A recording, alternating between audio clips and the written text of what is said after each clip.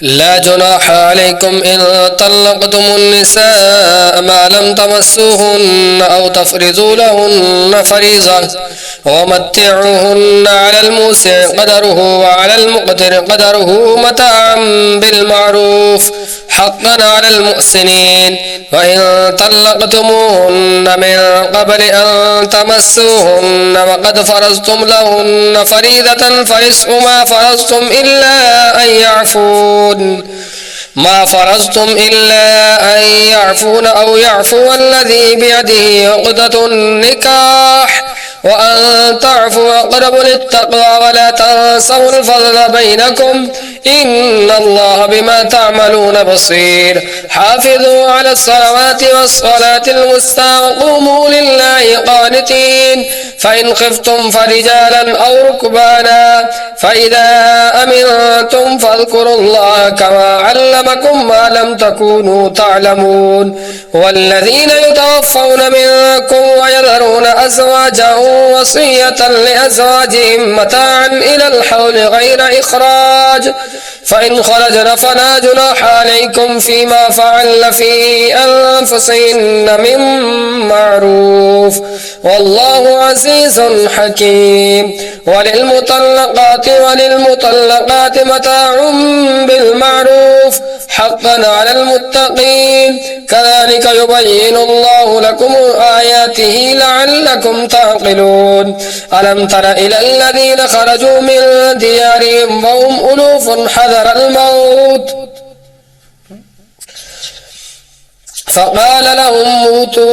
فقال لهم الله موتوا ثم أحياهم إن الله لذو فضل على الناس ولكن أكثر الناس لا يشكرون. وقاتلوا في سبيل الله واعلموا أن الله سميع عليم.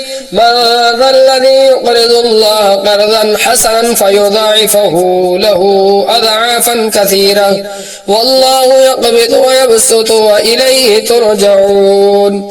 ألم تر إلى الملأ من بني إسرائيل من بعد موسى إذ قالوا لنبي له ابعث لنا ملكا نقاتل في سبيل الله قال هل عصيتم إن كتب عليكم القتال ألا تقاتلوا قالوا وما لنا ألا نقاتل في سبيل الله وقد أخرجنا من ديارنا وأبنائنا فلما كتب عليهم القتال تولوا إلا قليلا منهم والله عليم بالظالمين. وقال لهم نبيهم إن الله قد بعث لكم طالوت ملكا قالوا أنى يكون له الملك علينا ونحن أحق بالملك منه ولم يؤت سعة من المال قال إن الله اصطفاه عليكم وزاده بسطة في العلم والجسم والله يؤتي ملكه من يشاء والله واسع عليم. وقال لهم نبيهم إن آية ملكه أن يأتيكم التابوت فيه سكينة من ربكم وبقية مما ترك آل موسى وآل هارون تحمله الملائكة إن في ذلك لآية لكم إن كنتم مؤمنين.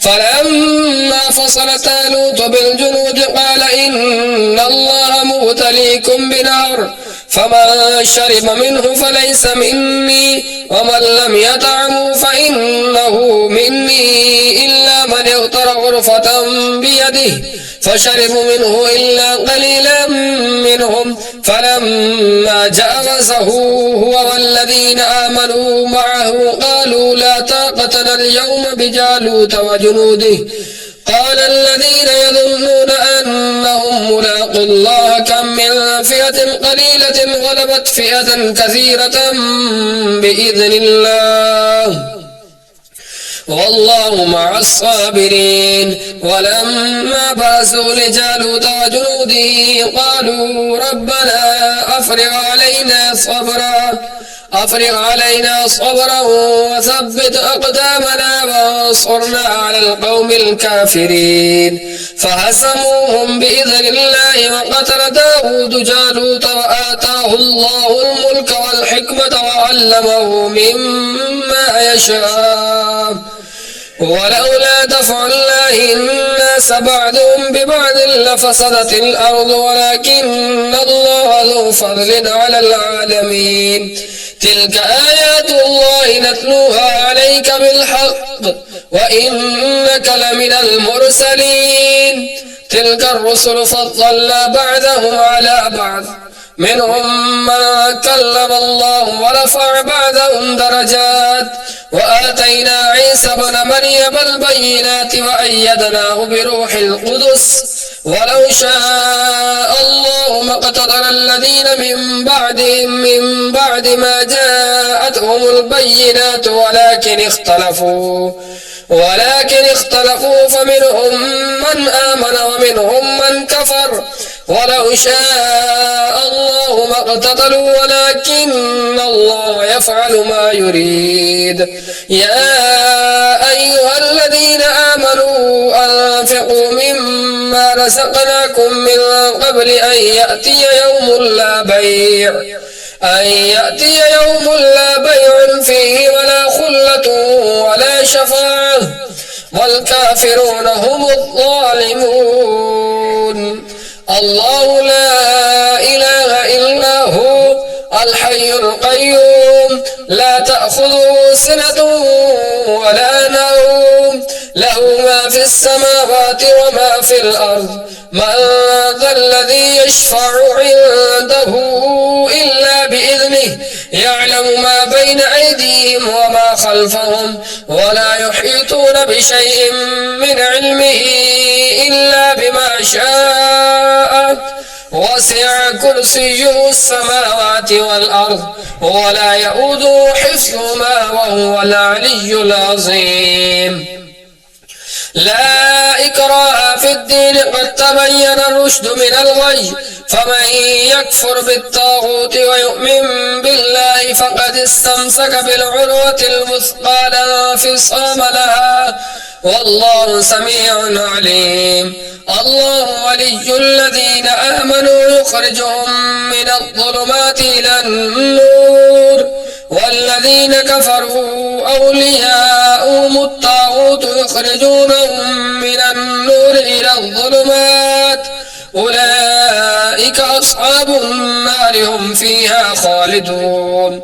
ألم تر إلى الذي حاج إبراهيم في ربه أن آتاه الله الملك إذ قال إبراهيم ربي الذي يحيي ويميت ربي الله يحيي ويميت قال أنا أحيي وأميت.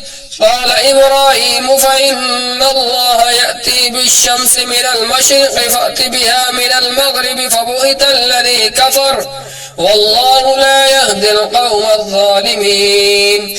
أو كالذي مر على قرية وهي خاوية على عروشها قال أنى يحيي هذه الله بعد موتها فأماته الله 100 عام ثم بعثه قال كم لبثت قال لبثت يوما أو بعض يوم قال بل لبثت 100 عام فانظر إلى طعامك وشرابك لم يتسنه وانظر إلى حمارك ولنجعلك آية للناس وانظر إلى العظام كيف ننشزها ثم نكسوها لحما فلما تبين له قال أعلم أن الله على كل شيء قدير. وإذ قال إبراهيم رب أرني كيف تحيي الموتى قال أولم تؤمن قال بلى ولكن ليطمئن قلبي قال فخذ 4 من الطير فصرهن إليك ثم اجعل على كل جبل منهن جزعا ثم ادعهن يأتينك سعيا واعلم أن الله عزيز حكيم.